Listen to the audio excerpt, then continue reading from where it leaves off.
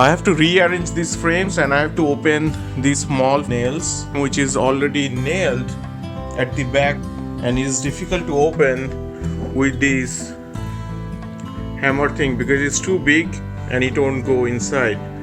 So here is the way I was successfully able to. I tried with screwdriver, I tried with many other things, and the most easiest way is to use this one to open the nails. It has those very sharp edges, and so here is how you can remove this. So you can get into here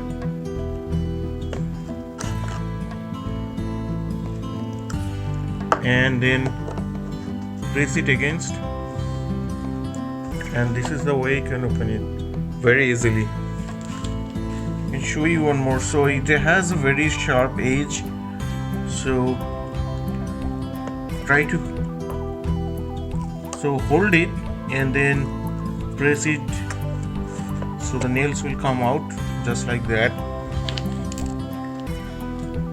And this is how I was able to remove the whole frame and then rearrange it.